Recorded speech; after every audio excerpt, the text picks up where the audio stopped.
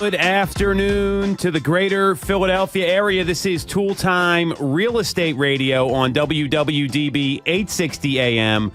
I'm Tom Toole. She's Sarah Tymon. We both work at the Tom Toole Sales Group at RE/MAX Mainline, the number one RE/MAX team in Pennsylvania since 2018. And we are talking about housing affordability today. This is the first drop in housing affordability that we've seen since 2020. We've also got some important conversation starters for real estate agents, and we're going to be talking about the most fun stuff to do in the month of October. Red October, it starts today. We're going to hit on that as well in the third segment. So if you get some value out of this, you like what you hear, make sure to subscribe to the channel, hit the bell for notifications, and if you want to schedule a call with our team about how to navigate this new affordability, you can do that with Sarah by clicking on the link in the comments. So, Sarah, what's been your temperature on affordability with the clients that you're working with right now? It seems like the past week or so, the market's just kind of opened up a little bit. It's kind of unstalled from where it was for the month of September. What are you seeing in the field? Because there's some data here that backs up that there's demand coming back to the market this late in the fall. Yeah, I think there's always, regardless, throughout the year, there's always some homes that are going to have more competition than others. But there's, I've noticed some more wiggle room in certain scenarios, kind of paying attention to specific properties and finding when your in is to maybe be able to negotiate a little bit more has been pretty crucial. And then also for homes that just hit, if you know it's the right one, knowing how and where to be, I guess, competitive to get things under contract. For sure. And I want to hit on that with you in a second because Sarah's had some great case studies of some maybe buyers being a little more open-minded to making a deal because of affordability. I want to give you the data from Redfin. So this just came out last week that buyers on average need to earn $115,000 to afford the typical U.S. home. That's down 1% year over year. And that's the first annual decline since 2020, thanks to falling mortgage rates. And if you look at there's a lot of great charts here and different things. And the typical U.S. household earns $84,000. That's 27% less than what's needed to afford the typical home. And that was pretty interesting data to me. And I know we see kind of the same numbers around here in the greater Philadelphia area. When you look county by county, it comes in right around $87,000. The number here was $82,447 on average for Philadelphia, Pennsylvania. That includes the city, obviously. So are you seeing buyers that they feel like there's just more options for them than where it was previously? Or tell me more about what you're seeing in the field, because this drop in rates, I don't think it's going to be like a light switch that gets turned on. Rather, Right. It's going to be, maybe I should be reconsidering a move. And there's a lot of sellers probably in this boat too. So what's going on in your business the past 2 weeks? Obviously you put a couple homes under contract. That's great, but that's never the whole story. Right. I wouldn't say that I've had a huge surge of people who were out of kind of this on the back burner, out of the hunt, that now have come back because of the falling interest rates. But I feel like for people who have been looking, it's factored into maybe how much they want to put down, how much they want to find. I had a situation recently where, there wasn't going to be a mortgage taken out. And now maybe we were going to finance some because the rates dropped down a little bit, which would free up some cash to do some things to the home. So I feel like the structuring of some of the offers maybe have changed a little bit, and it's certainly been a positive to be able to show those estimated closing costs and see where your numbers are coming in at. But it has, for me at this point, it hasn't completely pulled people from I'm not looking to now the rates dropped, so I'm looking. Well, and one thing I'm hearing that's pretty important here, and I want everyone to realize, is that you're actually going over these numbers before you find the house that they like. This is part of the planning meeting, the strategy session. Here's your payment. Here's your cash to close. The property you're talking about, I know where there may or may not have been a mortgage. It was all right. Does it make sense to put more money into a home to get a bigger property? But then there's the flip side of what's the carrying cost going to be, and some other things. So. With that, is it starting more conversations? I think is probably the best question to ask. Yeah. It definitely has started some more conversations, and it's an easy in both with clients that I'm, actively working with, as well as just people that I know that may or may not actually be looking to buy a house right now, but that are just like, so like, what are we seeing with this? How is that changing things? And then, sometimes even if, the person that I know isn't looking, they're like, actually, I've got a friend. Like, maybe you should talk to them. I agree with that. And, this is what used to happen in the market prior to 2020, where there was these long, drawn-out decisions. We were talking with some other people with our team the past couple days, and you made a joke, but I don't think it was really a joke, where it was, hey, at no time am I expecting these people to transact in the first 30 days. I am playing the long game. Yeah. I forget how you said it. Talk a little bit about that, because that's really how you win in this business. You can't expect stuff to turn in 30, 60 days.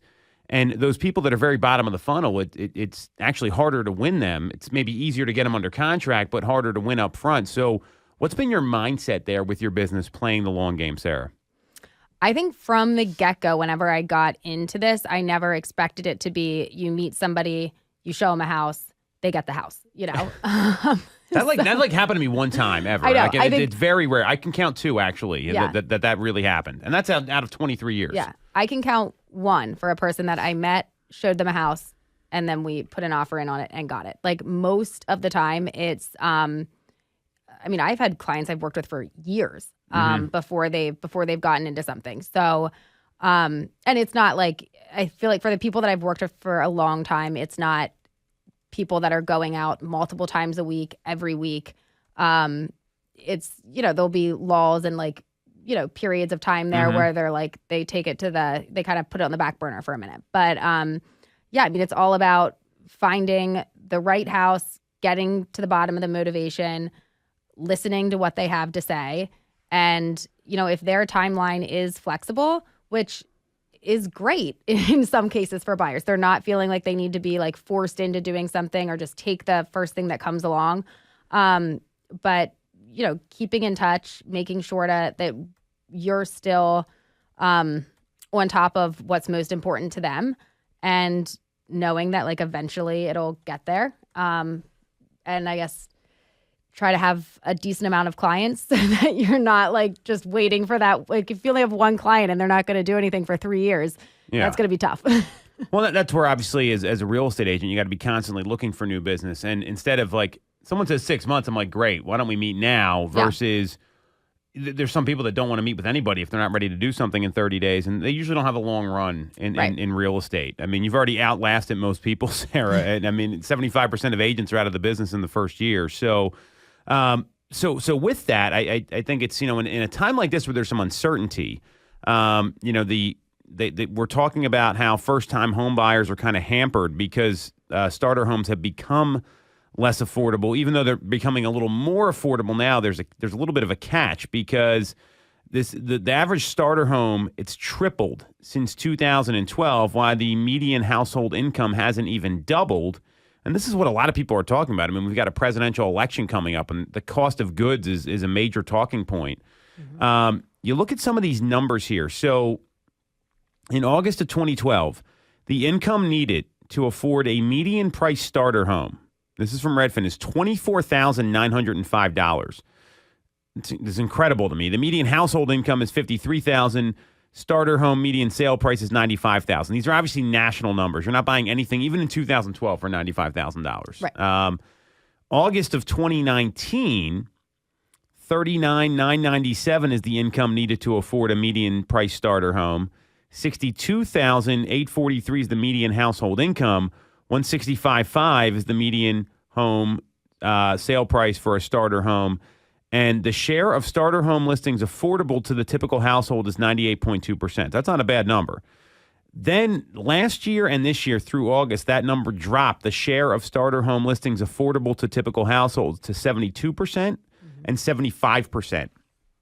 So seeing that, do you feel like first-time home buyers especially, they're having a little bit of a tough time with these starter properties? Yeah, I do. And I feel like in many cases, the first-time home buyer is a little bit older too, right? There's somebody who has, rented, they've been renting. I feel like things just happen later in many cases. So like certainly you've got your pocket of people who are getting out there like in their 20s and are buying. But most of the time, like I've found many are like 30s or above.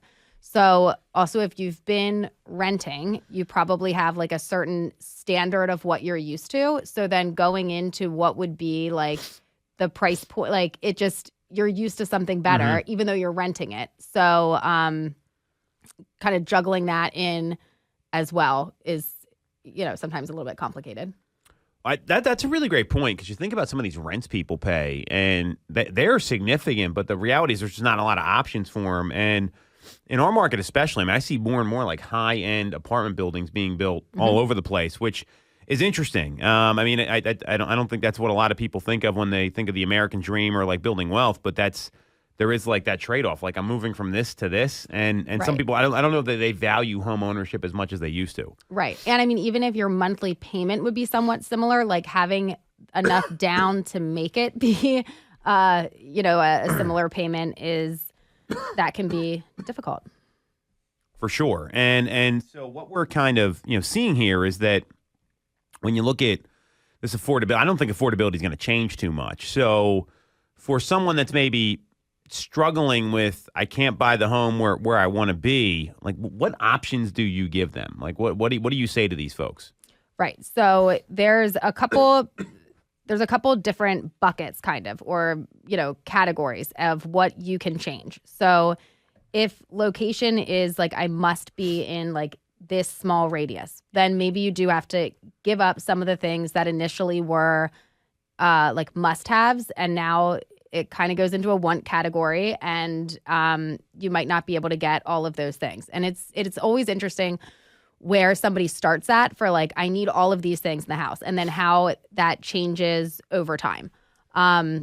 But if the, maybe like the square footage or the number of bedrooms or bathrooms or the outdoor space or whatnot is the more of the driving factor, then let's look a little bit outside of this specific area and see if that can still work with your commute, with your life, with everything, but that can get you the house. Another one is, so many people want something that is turnkey, or like, I guess I'd like paint a wall, and doing like major home construction is not for everybody. And for some people, it absolutely is worth to like, no, we're going to save up longer, or whatever. We're going to get into the turnkey. But if you're open to doing some projects over time, that can be a way to get into what eventually will be the ideal home for you, if you're willing to like, chip away at the projects. So I want to give a case study here, because this exact thing just happened to a client of ours, where I know you put them under contract, and it went from, I don't know that I want to do all this work, and I maybe I'll look at something that I can, it's going to have a higher upside, to, and I don't think people see enough product anymore. And then this is like, you got to go out and look as part of this as well, because if you don't like what you're seeing as a buyer, or you're just like waiting for that perfect home to come on the market, and you're going to be really picky about seeing homes, you're never going to really get the feel for this. And I have two case studies I want to give here. This particular client of ours, they ended up revisiting a home they had originally said no to, and the opportunity I see in places, they were actually able to negotiate a lower price than what they would have had to agree to a couple weeks ago, because they watched the property. They got $25,000 under the asking price.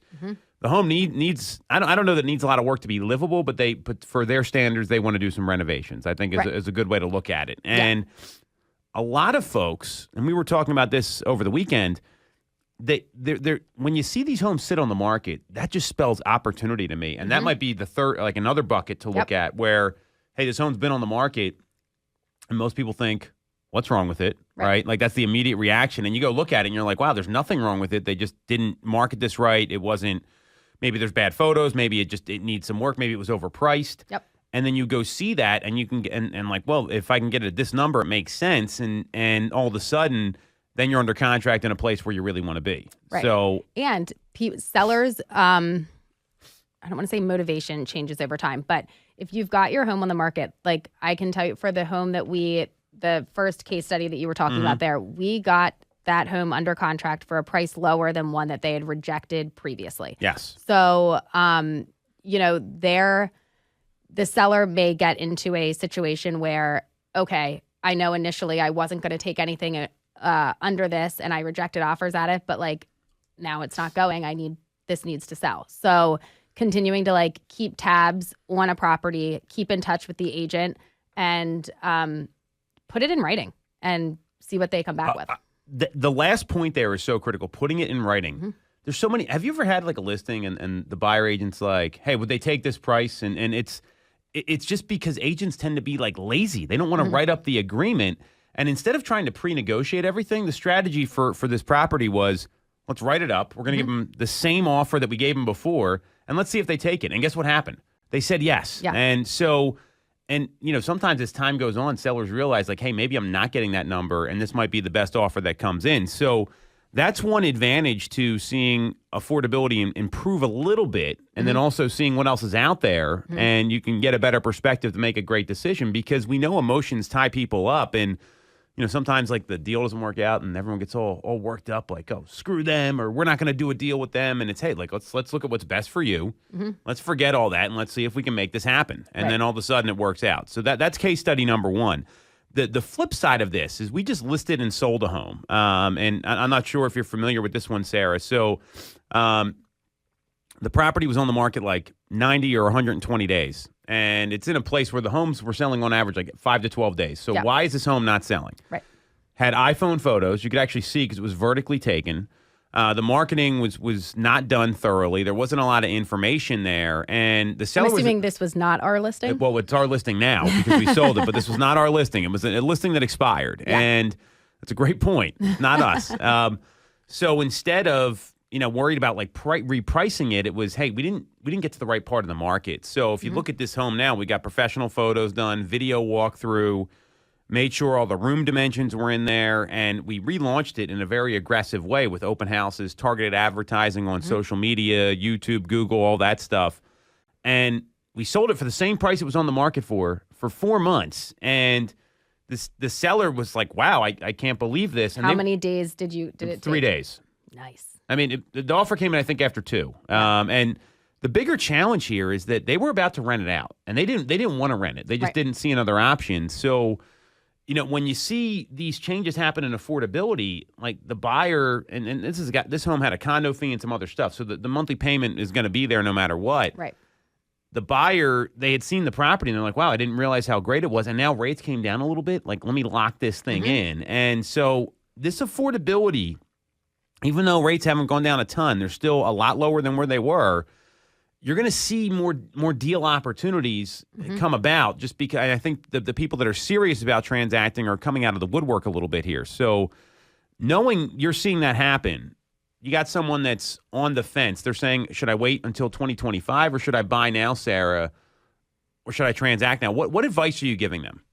Well, I mean, I think I would, kind of want to get to what is the reason that you want to move. And, kind of backtrack it from there. It's very common for an election year with the climate being what it has been for people to feel uncertain. Rates are ticking down. What if they come down further and I miss, had I waited longer, I could get the lower rate. I mean, what we know is that, traditionally in election years, the prices of homes go up. And I mean, honestly, I guess election year or not, in our market, they just kind of go up. So knowing that waiting there's not going to be some like massive drop here that just magically happens. For the rates, I think we look at it at, where are they right now? And we don't know like how long it will take for them to come down further than that and what it will come to. What we do know is as the rates go down, more buyers come in and, are able to afford to pay more for the home. So it's not necessarily that you're going to be saving money. You might be able to brag about your lower interest rate, but what did you have to put down and what is your monthly payment? And knowing that going in, and let's say that you lock in on a great home today that you can afford at the interest rate that we're at, and then let's say somehow they magically drop a whole percentage point or something like that, you can refinance at the price of the home where you got it. which is great. Well, that's all great advice, and I love how you're like, here's the data points, and then how does this impact your plans? Because you're not. It's never you can't time the market, right? Right. And even if you look at the projections of rates, so we have projections that were just revised from the Mortgage Bankers Association, Fannie Mae, Wells Fargo, and Moody's. You're seeing a range of, today we're at, let's call it 6. 6 and an eighth. Most people are predicting they're going to be lower next year. Now, the Mortgage Bankers is predicting they're going to be higher than even where they are right now. So you got, if you take that one out of it, you look at Fannie Mae, Wells Fargo, and Moody's. They're all predicting they're gradually going to be lower. Maybe like 5.5% is the most bullish prediction by the end of the year. Most people are predicting that like 5.5% to 6% range. It's not a huge range here. Right. So certainly you could wait for rates to come down. Then we know that when rates do come down, like you said, that's going to be there's more competition. Inventory is growing. That's another data point you want to look at. And really, it's if you can find the right home, I think is the best answer. So when someone asks that question, you want to look at the data and really just have a game plan in place because you never know when the right home is going to come up. And I think and this is a lot of sellers' problem. Is that how many sellers do you talk to that say they don't know where they're going to go? Right. That's I feel like a little bit. That one can be tricky and complicated depending on what their scenario is. But yeah, I guess figuring out like what does the move mean to you? What does it do for you? What does not moving? How does that impact you? And then the money's obviously going to be a very large and important factor. You know what I mean? But there's also like, what does it do for you? And can you put a dollar amount on that? And like, for your overall well-being and happiness and whatnot. For sure. And the last question I got for you here, and then we can kind of talk about some conversation starters in the next segment, is you had we had a third case study we listed out here. Another home you put under contract Monday morning. It was actually 11:59 or 11:49. Is that what you told me on Sunday night? Yes. I can't believe you were even up then. I know I was not. And this particular... It was time-stamped for then. I didn't get it till the next morning. Okay, good. All so right. I was just... No, but I was up. I was refreshing my screen. That's wild. It's happened to me. I've been there, done that. So that particular client, I know all these folks really well because we're deep on our transactions. What was the motivator for that person? Tell us a little bit more about that. I mean, it seems like because they had been looking for properties for a good amount of time, and then all of a sudden, part of it is probably they found the right one. I'm sure that had something to do with it. Tell me a little bit more about that particular client, because we're seeing. I can tell you from a team perspective, we saw more homes go under contract this like past week than we've seen for. I mean, it's been a much faster pace. Let's put it that way. Honestly, I think it was the right home. It was not a situation where they were in a time crunch or needed to transact immediately. They wanted to find the right property. With ones that we had looked at in the past, there was something that just wasn't quite there for them, and this one checked the boxes. And you know what? That's because you're playing the long game. Because you never know when these homes are going to come to the market, and I think that this is what people. You can only control what comes to the market so much. And can you create inventory? Sure. You can go door knocking. You can circle dial. You can do all those things. People are going to do things for their reasons, not yours. And we live in a pretty large area. It's not like we don't know everybody that lives in the greater Philadelphia area. It's the 5th largest metro market in the country. So if you're not actively looking, that's how you miss out on properties. And that's what I think. And how many homes did you show this particular person? I mean, you're working with them, what, about 6-7 months, something like that? And now the conversations date back to pre-2020 because I was, this is someone I had spoken to a long time ago. But I mean, what was like the volume of properties? We were pretty particular about the ones that we would go and look at. 10, 15. Okay, so that's about the right number, though. I mean, that's most people look at like 6 to 10 homes before they write something up, and part of that's like learning as well. So. Yeah, but I mean, my client was very good at vetting things out. We would read disclosures in advance, and if there was something that like we knew wasn't going to be a fit, not look at it.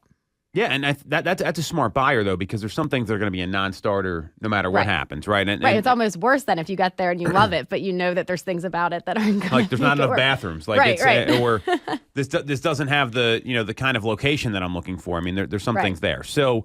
What I'm really hearing is that there's a lot of good stuff to be looking at when it comes to real estate. If you're planning a move in the next 12 or 18 months, maybe have some conversations now and figure out what your game plan is so you don't miss the right opportunity. And this is going to be, planning and preparation, they end up getting you the result that you want. So right. And I think even if their timeline is out further, one, having those conversations with them so they know what to expect. And also, it's not a bad idea to go out and even if if there's something that it's impossible for you to write even if the perfect house came up, but it would be impossible to write an offer today.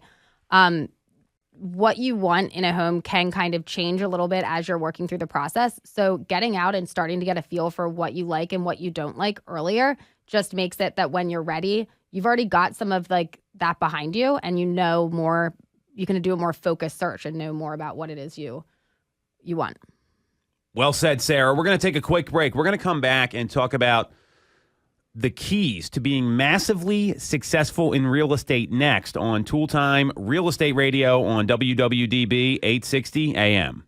For the best local mortgage service and great rates on your money, look no further than Mortgage America. We've been operating in the greater Philadelphia area for 40 years with a focus on smooth, easy access to home purchasing. Whether you're a first-time buyer, upsizing or downsizing, or just refinancing, we have programs for you. We also have closing cost assistance programs and access to subsidized interest rates. Pre-approval is free, no costs or commitments. To learn more, visit our website at mymortgageamerica.com or give us a call at 610-439-8000. We always have a person available to take your call with around-the-clock human service. Purchase your home with the personalized, local service you find at Mortgage America. Mortgage America is an equal housing lender. NMLS 128501. Have you considered a career in real estate? Do you want control over your income? Whether you have a license or not, call us today at 610-692-6976 or visit TomToole.com. Join our team, the Tom Toole Sales Group at RE/MAX Main Line.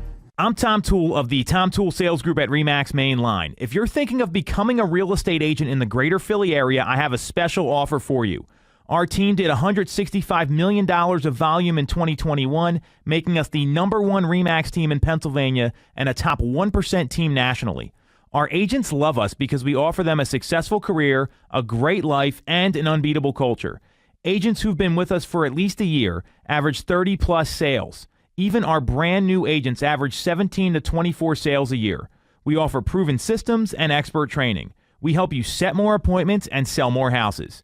Now here's the offer. If you don't have a real estate license yet, we offer real estate scholarships so you can get one for free.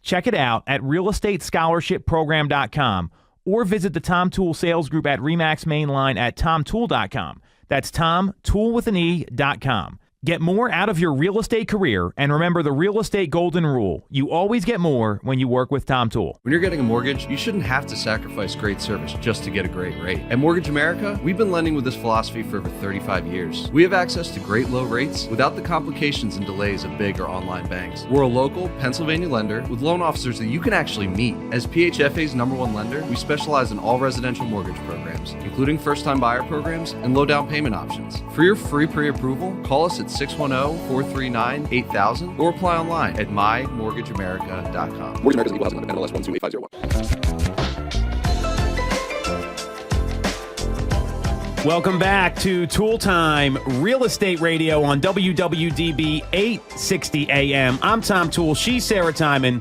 And we both work at the Tom Toole Sales Group, the #1 RE/MAX team in Pennsylvania since 2018. And we are going to be talking about the easiest thing you can do to be massively successful in real estate, thanks to my pal, Jimmy Mackin. And we're also going to be talking about, it's like spooky season, October. It's not too cold yet. There's a lot of fun stuff going on locally, and we're going to go over our favorite things to do in the month of October in the greater Philadelphia area. So if you like what you hear, you get some value out of this, make sure to subscribe to the channel, hit the bell for notifications, and if you want to schedule a call with our team, you can do that and talk to Sarah about how to navigate the current market with the link in the comments. So Jimmy Mackin, I know we talk about him a lot in our trainings all the time. He's the CEO of Curator. He came out and said something that if you want to be massively successful in real estate, you've got to be talking to people. And in order to do that, you need to leverage conversation starters. So I wanted to go over some conversation starters that will work, because what I found is there's a tendency of real estate agents, they call you and they say, hey, Sarah, I'm checking in to see if you and Eric are still thinking about making a move, or I'm checking in to see if you're maybe thinking about selling. And all that says is like, are you ready to transact or not? And there's very little value there. Mm-hmm. So I know you're not doing that. Tell me a little bit about what you're talking about with people right now. I'm going to get a little more tactical, but I want to hear from someone that's a practitioner in the field that's selling homes on a regular basis. What are your talking points right now? What are some of your conversation starters that you're using with your clients? Yeah, well, I mean, the rates are certainly an easy one to touch on. If it's clients that I do have a good idea of what it is that they're looking for, I don't know if this is exactly the answer that you would be looking for, but I like There's no right answer here. This is what's working. Yeah, I like to pull a couple of specific properties that I've looked at and kind of vetted and like made sure, because I mean, people are on the auto searches and like you need that so that real time they're getting stuff coming in. But I like to pick out ones that really kind of like stick out to me as a good fit, and call and, say like, hey, I just shot this one over to you in an email, or I just texted this one over to you, and kind of get the ball rolling on like a specific property that maybe they didn't notice yet. And then have like details on it for like, hey, this one's been on the market for 44 days, and kind of clue them in on exact properties. I mean, that only works for people who I've been in communication with and kind of have a good idea of what they're looking for, but it's a good way to kind of reinitiate if we haven't spoken, in like a couple weeks. I heard you do this today at the office, and that is an excellent conversation starter, because what you're doing there is you're giving them something of value, right? And it from what I heard of the conversation, I was also making calls at the same time. So correct me if I'm wrong, but it was, hey, I don't know if this is going to be for you. Here's some properties that are out there. And you gave a good rundown of like, they've had a number of price adjustments. Like that is very value based. And what was the reaction on the other end? I only heard one side of the conversation. Yeah, it was good. She is going to drive by and take a look, because it is one where it is still listed above where, we would want to be, but rather than just completely rule it out, given the days on market, given the price adjustments, it doesn't hurt to take a look and to write something under, or for me to have a conversation with the listing agent just to kind of take a temperature on it. Well, and what that does is it shows you're actually like working for them and looking out for them instead of relying on the property drip. I mean, a lot of agents, they have what we call a 3-point plan, where they talk to you once, they put you on a property drip, and then they never call you again and wait to hear from you. And it's not a good way to service folks. And based on our last segment, where that can be an opportunity in the market, like, hey, this has been on the market, there's a little bit of time here. So I think that's really smart. And here's some other ways to have some conversation starters. So I'm going to run through these. Give me your reaction here, Sarah. So the first would be know how to open the conversation. Like we talk about OFQs all the time. It's an opening, a fact, and a question. So, hey, it's Tom here with RE/MAX. I'm following up as promised. I'm not sure if you're aware that interest rates at their lowest level since February of 2023. How might that impact your plans over the next 6, 12, 18 months? And have you used that at all? Has that been something you've been talking about with folks? Yeah, it's been positive. I don't use that one like every time, but specific, like when they do hit certain thresholds, it's an easy opener and something that relates to everyone. Well, and you can't use the same ones all the time. Like you called this particular client and you're giving them something of value specifically to them. Like that's what really matters here. You got to know who you're talking to. So rates are a great conversation starter. What are some of the complaints you've gotten from buyers and sellers? What are some of their challenges right now? Because I want to try to address those with some of these openers that we're gonna talk about here. Just the right home isn't popping up. They feel like they have to give an arm and a leg. It's getting in. We're busy. We got overwhelmed, and we just need to take a break. So the good news here is that there's an easy opener for this. So the supply of homes has grown 22.9% since the month of August. We don't have the September data yet of last year.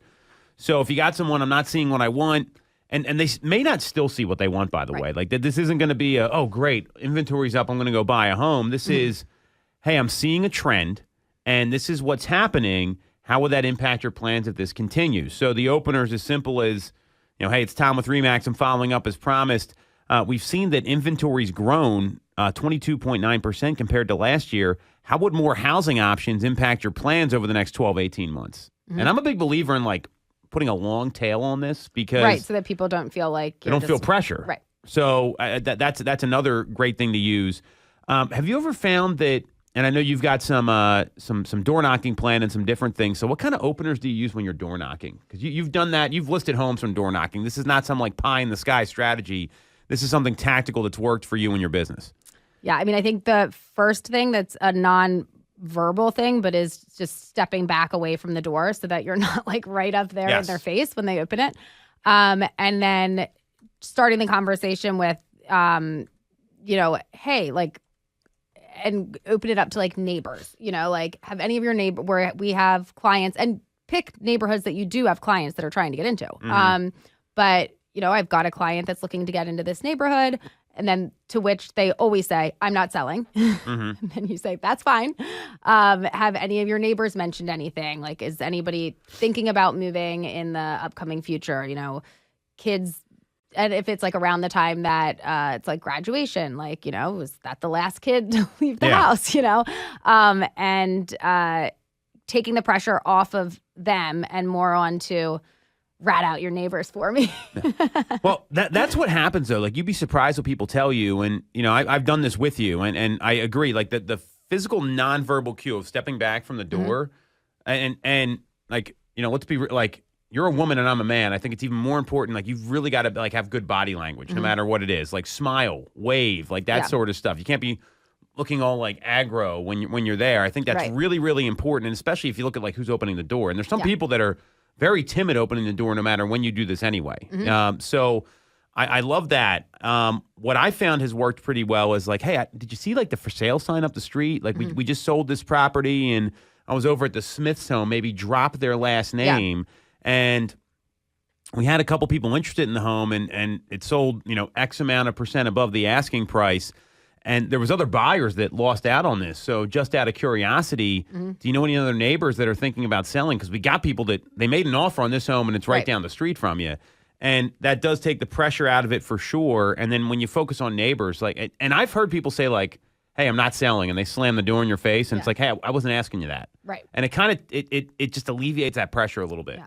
Right. And then oftentimes after it's just like, it's interesting. After the initial response of like, I'm not selling, and then you get talking about other things, and they're like, well, this is what we're kind of like, eventually, like, as long as you're having a, real conversation with them, they'll mention timelines for themselves. And, and at that point, it's like, oh, well, would it be helpful if I set you up with, like a monthly or a quarterly email just to give you like tabs on what's going on in your neighborhood, just so that you're informed. And just, giving them things that are valuable and could be helpful for them if and when down the line they do want to, make a decision here.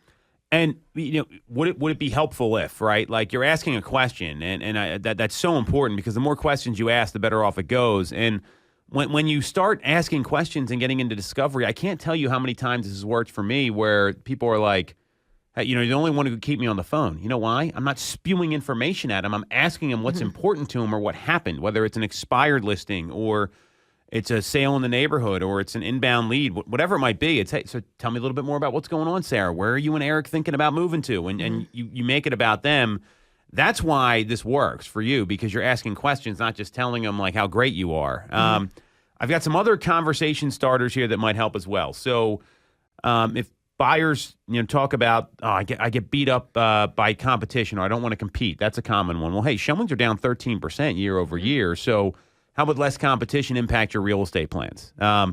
Median pricing's up 7.6%. A lot of home sellers I found, or just homeowners, I should say, they're surprised by what homes are selling for in their neighborhood in some cases. Have you seen that when you've been in like open houses and door knocking and doing all those things? Yeah, certainly. Even with, because if you're not like actively in this doing this, or not that you need to be in the real estate industry, because there's a lot of people that just like monitor Zillow all the time, even if they're not looking to move, but that's something that interests them and they like to look at it. But if you are not somebody that's tracking it, people will be very surprised by, oh, they listed it at this, and then like, wait, they got more, So yeah. So I mean that, and that's, again, it's value based. You're telling them what's going on. Any other conversation starters you're utilizing right now? Anything else you're talking about? Because a lot of this is like data, like and talking about how it impacts what's going to go on with them. Because most people don't really know about real estate unless they're like in the market. Right. I mean, my go-to really is to kind of, rather than do like, and this is something like I probably should change about myself, but rather than do like, I don't know, a million calls, I do kind of research often times before like reaching out, and I want to have things that like are tailored to that client. But yeah, so I would say most of my calls tend to be more focused on something specific towards them, or if I know about the motivation for the move, like how's everything going with that? Did you figure out what's going to happen like with your mom yet? I know like I've got one client that they're kind of trying to figure out, do we need to get something where she can move in with us, or can we get something that has like a guest house, and then just keeping tabs on how everything's going. But see so we could all make more phone calls, right? I can make more phone calls. That's not the starter there of, hey, how's it going with so-and-so? How's the, whatever's going on. I had this conversation literally on the way over here with somebody where there was a medical issue happening, and hey, it wasn't even about real estate. It's like, hey, how's so-and-so doing? How did it go? Yep. That's a great conversation starter because, one, it shows you care about the person and it's not about the property, and that goes a long way in building trust. So right. You shouldn't stop doing that. I mean, if anything, it's, do both, right? But that's a really great piece of advice there, and it's probably why you're able to connect with people, because when you typically you get somebody, they're going to transact with you. So I love that. I think that's really important. And the thing about these OFQs is that you can tailor this however you want to. I think the format's what matters. Like, hey, it's blank with blank, right? That's the opener. That should be the opener every time, right? Unless they like know it's you when you call. I'm following up as promised, right? The same script. You've heard me say that probably like thousands of times. Like, it's like, oh, here's Tom again saying the same thing. But then give some sort of like piece of value, or like you can give value in different ways. Like there's emotional value, then there's market value. So you're talking about emotional value as well, and then just asking a question about, hey, so tell me what's going on. And if you can do that, remember, it was Steve Passanelli talked about this, where there was 3 types of value you can give. I got to see if I can find the note on this here. Then we'll take a quick break. But there's, I'm going to have to look at my extensive notes. Here we go. I got it. Boom. All right. So there's emotional value, insight value, and tangible value, right? So emotional value we just talked about. That's what Sarah's doing in a lot of these cases, which is why it works. Insight value is, hey, this happened and here's what it means. Then tangible value is the property specific stuff you were talking about. Those are the 3 reasons why people want to hear from you. So if you're using emotional value, insight value, or tangible value, that's going to help you have a better conversation than if you're just like trolling for business, which is what a lot of agents do. Right. So we're going to take a quick break. We'll cut it right there. Good stuff. And we're going to talk about the best October events in the Philadelphia metro area next on Toole Time Real Estate Radio on WWDB 860 AM. You shouldn't have to deal with all the red tape when getting your mortgage from a big or online bank. At Mortgage America, we have access to big bank money, but with the personalized and detailed service of a local bank. We are here in your community and ready to serve with fast settlements, low down payment options, and first-time homebuyer programs. Pre-approval is free, no costs or commitments. For more information, visit our website at mymortgageamerica.com or give us a call at 610-439-8000. Mortgage America's equal housing lender. NMLS 128501. The Tom Toole Sales Group is the #1 RE/MAX team in Pennsylvania with over $165 million in volume for 2021. I'm Tom Toole, and our team has achieved that kind of success by being a great place to work with and to work for. No one knows Greater Philly better than we do. We know real estate, but more importantly, we're real people. We hire the best agents, and we give them all the tools to succeed. Even our brand new agents sell 17 to 24 homes a year because our team delivers the best experience in real estate. Teams deliver a better experience than individuals, and we're a top 1% real estate team in the country. We call it AAA service. We're your advocate, ally, and advisor. Because this isn't a transaction to us, it's a relationship. If you're buying or selling a home, call the Tom Toole Sales Group at RE/MAX main line at 610-692-6976 or visit tomtoole.com. That's Tom, Toole with an E.com. Sell your home for more, and remember the real estate golden rule. You always get more when you work with Tom Toole. All right. Welcome back to Toole Time, Real Estate Radio on WWDB 860 AM. I'm Tom Toole. She's Sarah Tymon. We both work at the Tom Toole Sales Group at RE/MAX Mainline, the #1 RE/MAX team in Pennsylvania since 2018. And we are talking about the best October events in the metro Philadelphia area. You'll want to make sure you listen until the end here because we got a killer one that everyone's going to like. So if you like what you hear, you get some value out of this, make sure to subscribe to the channel, hit the bell for notifications. And if you want to talk about how you can transact in October, Sarah can help you with that. Schedule a call with her with the link in the comments. So Sarah, October is here. What's your go-to stuff here for you, your family? You pick. I mean, we got a whole bunch of stuff to talk about. Yeah, I mean, I like doing like orchards and getting pumpkins and picking apples and. Do you ever make any like pies, or you just eat the apple? Like, what happens with the apples afterwards? Yeah, I feel like we've done some good apple sauces. That's pretty good. I'm a big fan of apple pie, apple crumbles, apple crisps. That's a lot. So many things to do with apples. How about them apples? All right. So where do you go to get apples? Where's your go-to spot here? So I think probably Lynn Villa would be where we'd be most likely to go to, unless if we're back in Lancaster, and then maybe Cherry Hill Orchards. Okay, very cool. So Lynn Villa Orchards, they're in Media. They do have a lot of apples there. What I find though is the Honeycrisp is always picked over. You can never get the Honeycrisp apples. You got to settle for the secondary apples. I'm a big fan of the Honeycrisp. I don't know about you. Yeah, they're delicious. So Lynn Villa, great place to go. They also have like hay rides. We do some events there with our team, which is pretty cool. So there's some other stuff going on. I didn't know there was all these like Halloween bars around. So this shows what how exciting my life is on the weekend. So there's the Nightmare Before Tinsel. You ever been to Tinsel, the bar in Center City? Yes. It's fun. So they have a Halloween theme bar. That's right at I think it's like 10th and we'll have to find it here for you.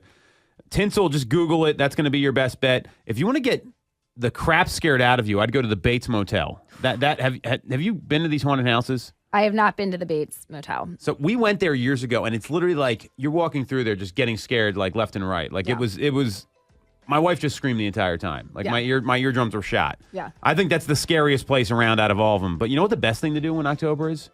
Watch the Philadelphia Phillies in Red October. So they have a bus tour going on this week. Just Google Red October events. Just make sure you get outside, I think, is really the main thing because the weather's going to get pretty crappy here soon. So that's all we got on this week's episode of Toole Time Real Estate Radio on WWDB 860 AM. If you want to follow Sarah, she's at Ty_Ty Time. You can follow me at Tom Toole 3RD, and we're streaming live every week on YouTube. Just click the subscribe button, hit the bell for notifications, and we'll catch you next time. Thanks so much.